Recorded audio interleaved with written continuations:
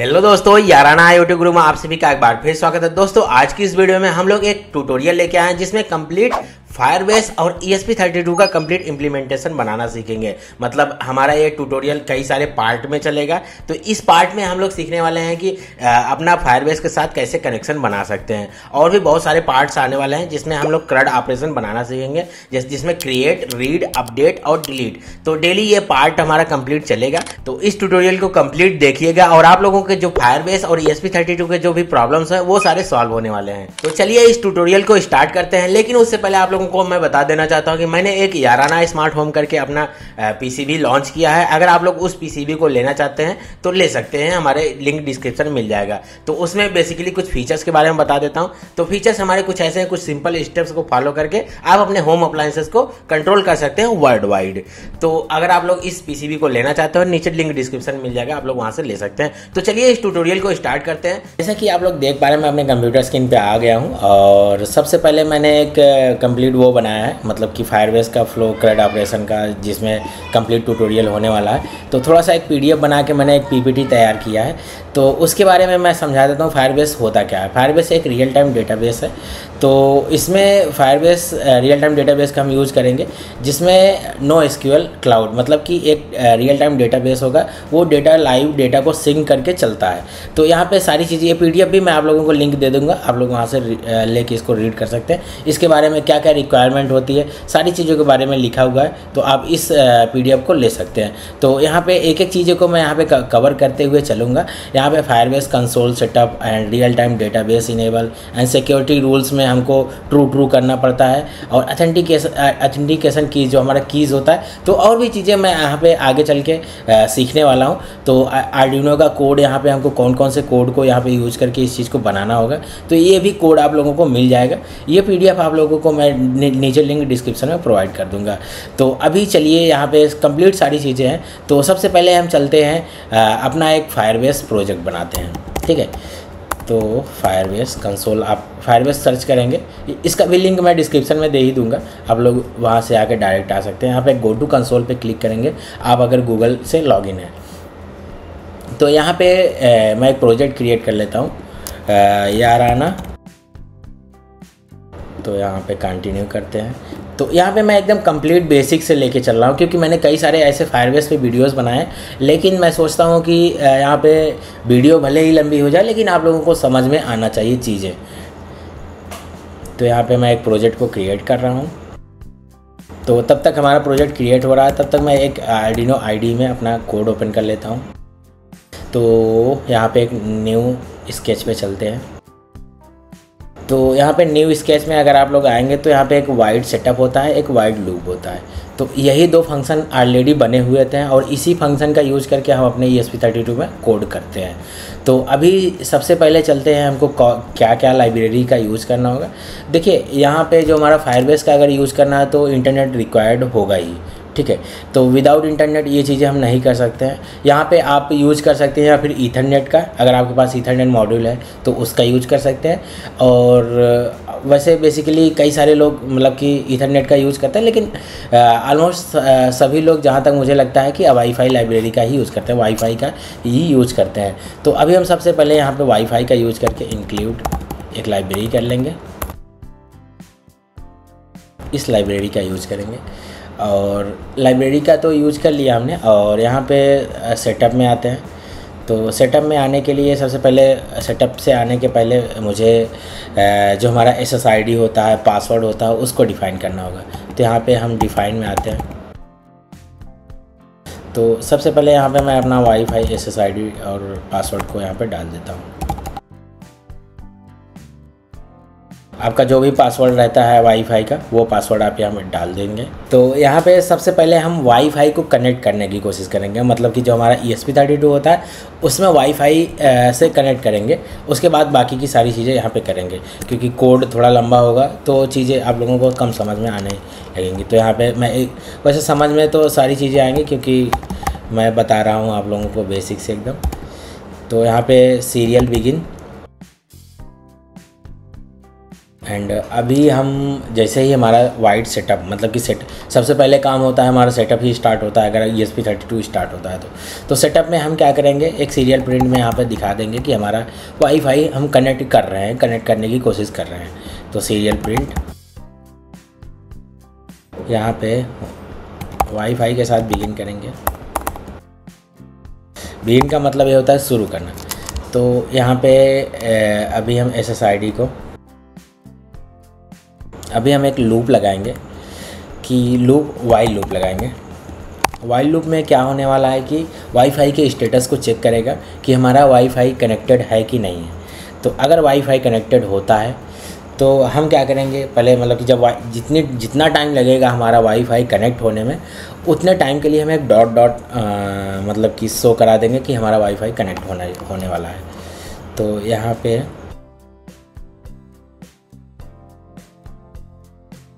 इसमें थोड़ा सा डिले लगाएंगे कि नहीं तो हमारा डॉट होता ही रहेगा। तो यहाँ पे एक डिले देंगे, ये सारी चीज़ें होंगी। एंड अभी हम यहाँ पे ये हमारा लूप कंप्लीट हो गया। अब हम क्या करते हैं, तो यहाँ पे हमारा वाईफाई हो जाएगा कनेक्टेड। तो यहाँ पे मैं वाईफाई कनेक्टेड दिखा दूँगा कि हमारा वाईफाई कनेक्टेड हो गया है। और अभी हम यहाँ पे IP एड्रेस को भी शो करा सकते हैं कि कौन सी IP एड्रेस के साथ हमारा IP एड्रेस क्या जनरेट होता है, मतलब कि जो हमारा वाईफाई कनेक्ट होता है उसको वो कौन सी IP एड्रेस के साथ कनेक्टेड होता है। तो यहाँ पे हम सीरियल देखिए, लोकल IP होती है वो तो आपको भी पता होगा। तो वो जितनी डिवाइस कनेक्ट होती है उसकी एक हर डिवाइस का एक अलग अलग IP जनरेट होता है। तो यहाँ पे हम हमारी क्या IP होने वाली है उसको भी यहाँ पे शो करवा दें। इसको लगा देंगे। अभी इतनी चीज़ें हमने कर लिया है, अब बहुत ज़्यादा चीज़ें नहीं करेंगे। यहाँ पे हम लूप पे चेक करेंगे, एक लूप में सीरियल लूप लगा देंगे कि हमारा लूप इज़ वर्किंग हो रहा है कि नहीं हो रहा है। अभी हम इस कोड को क्या बोलते हैं कंपाइल करेंगे, देख लेते हैं, हो सकता है कोई एरर भी हो सकता है।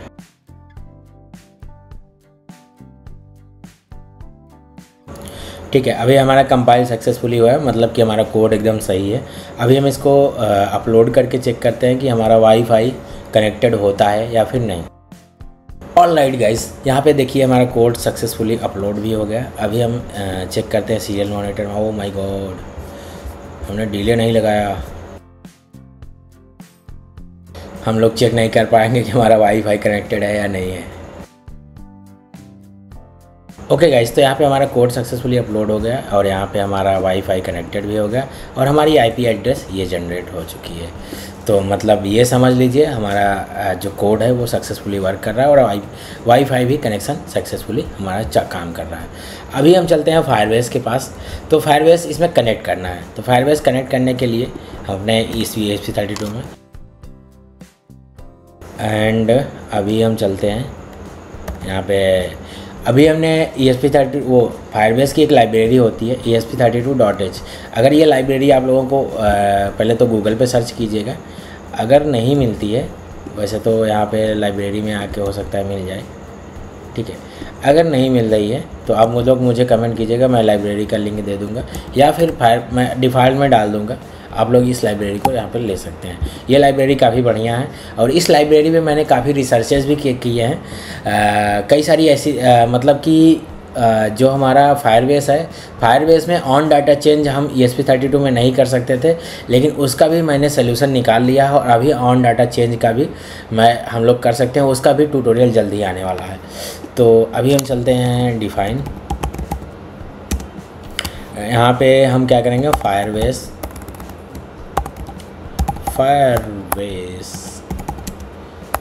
होस्ट, ठीक है। फायरबेस होस्ट में हम क्या करेंगे, फायरबेस होस्ट का मतलब ये होता है। तो अभी हमारा, चलिए पहले कोड कर लेते हैं, फिर इसके बाद इसको डालते हैं।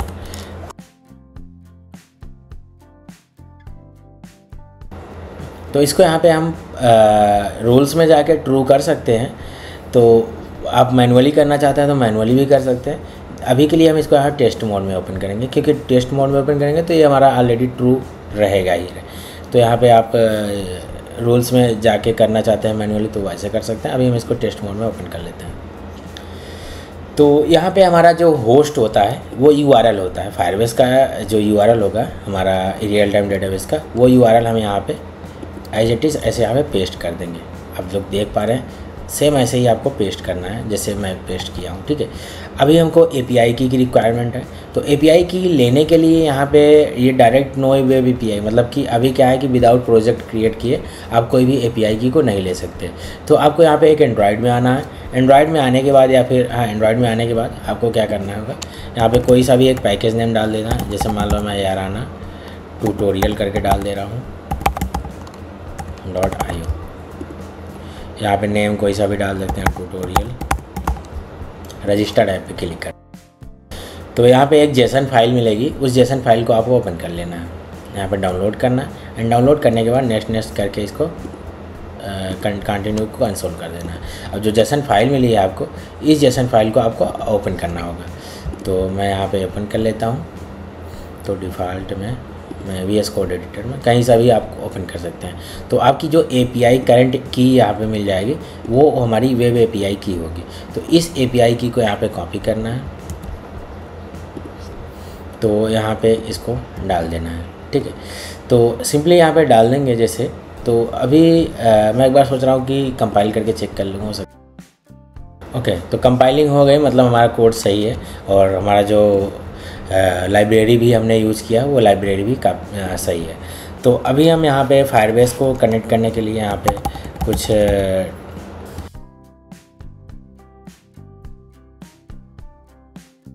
तो ये जो हम बना रहे हैं यहाँ पे ये ग्लोबल वेरिएबल बना रहे हैं। तो ये इस वेरिएबल का हम लोग हर जगह पे यूज़ कर सकते हैं, ये हमारा ग्लोबल वेरिएबल हो जाएगा।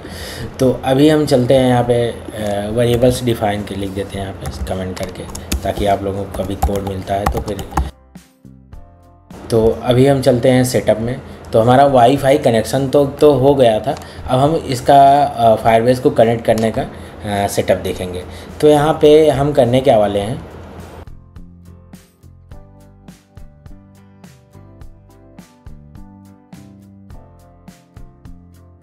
तो अभी यहाँ पे जो फायरबेस होस्ट को हमने बताया कि हमारा फायरबेस होस्ट ये URL होस्ट होने वाला है और ये हमारा फायरबेस की होने वाला है। और अभी हम चलते हैं फायरबेस को कनेक्ट करने के लिए फायरबेस। तो अभी यहाँ पे मैंने इतनी सारी चीज़ें कर ली, और अभी चलते हैं फायरबेस को कनेक्ट करने के लिए कोड लिखते हैं। तो फायरबेस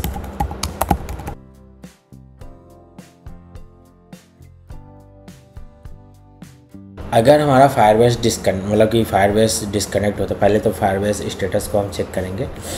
तो यहाँ पे अगर फायरबेस छोड़ देता है वाईफाई के अकॉर्डिंग, मतलब कि वाईफाई की वजह से हमारा फायरबेस नहीं कनेक्ट हो पाता है, तो हम फिर से हम फायरबेस को रिकनेक्ट करेंगे। अगर हमारा जैसे फॉर एग्ज़ाम्पल फायरबेस हमारा चल रहा है, फायरबेस कनेक्टेड है आपस में एंड मतलब ESP32 के साथ, हो सकता है ये मतलब वाईफाई हमारा डिस्कनेक्ट हो जाता है या फिर उस वाईफाई में इंटरनेट नहीं चल रहा है, तो क्या होगा कि हमारा मतलब कि एक बार तो कोड हमने रन कर दिया फायरबेस कनेक्ट का, तो वो कनेक्टेड ही रहेगा।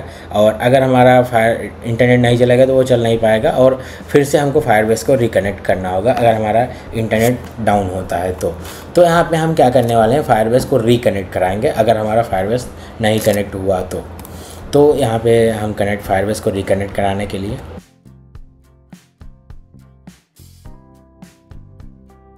ठीक है। अभी हम इस कोड को अपलोड करके देखते हैं। यहाँ पे अपलोड, तो कंपाइल होगा पहले, फिर उसके बाद अपलोड होगा। तो यहाँ पे कुछ एरर्स आ रहे हैं, देखने को मिल रहे हैं हमको। यहाँ पे हमने ये कॉमा नहीं लगा, सेमी कॉलन नहीं लगाया था। ओके, तो यहाँ पे हमारा कंपाइलिंग सही है, हमारा सारा कोड सब कुछ सही है। तो अभी हमारा जो कोड है वो अपलोड हो रहा है, और अभी चेक करते हैं कि हमारा फायरबेस कनेक्टेड सक्सेसफुली होता है या फिर नहीं। क्योंकि अभी पहले टाइम था तो हमारा कोड पहले फास्ट अपलोड हो जाता था, क्योंकि हमने केवल वाईफाई लाइब्रेरी का यूज़ किया था। और अभी हमारा कोड थोड़ा सा बड़ा हो गया है, हमने फायरबेस लाइब्रेरी का भी यूज़ कर लिया, इस वजह से थोड़ा सा कोड स्लो अपलोड हो रहा है। ओके गाइस, तो यहाँ पे हमारा कोड सक्सेसफुली अपलोड हो गया। अब हम सीरियल मॉनिटर में आते हैं। ओ क्या बात है, हमारा वाईफाई भी कनेक्टेड सक्सेसफुली है और फायरबेस भी कनेक्टेड सक्सेसफुली है। तो मतलब अभी हमने इतना कर दिखाया कि हमारा फायरबेस के साथ हमने कनेक्शन जो है हमारा सक्सेसफुली हमने बना लिया। दोस्तों उम्मीद करता हूँ आप लोगों को ये वीडियो बहुत ही अच्छा लगा होगा, और अगर वीडियो अच्छा लगा तो वीडियो को लाइक कर दीजिए और अपने दोस्तों के साथ भी इस वीडियो को शेयर कर दीजिए। ये हमारा ट्यूटोरियल कैसा लग रहा है आप लोगों को नीचे कमेंट करके बताइए, और इस ट्यूटोरियल में कोई भी ऐसी चीज़ें हों जो नहीं समझ में आ रही हो तो आप वीडियो को एक बार फिर से देख लीजिए, और फिर भी नहीं समझ में आ रही है तो आप लोग एक बार नीचे कमेंट कीजिएगा, मैं उसका रिप्लाई ज़रूर दूंगा। और हमारा जो नेक्स्ट ट्यूटोरियल आने वाला जिसका पार्ट 2 है उसमें हम डेटा को स्टोर करना सीखेंगे अपने फायरबेस में। तो बस दोस्तों, अगर आप लोगों ने अभी तक याराना यूट्यूब गुरु को सब्सक्राइब नहीं किया तो सब्सक्राइब करके बेल आइकन को प्रेस कर लीजिए, ताकि मैं जो भी नया वीडियो डालूं आप लोगों को नोटिफिकेशन सबसे पहले मिल जाए।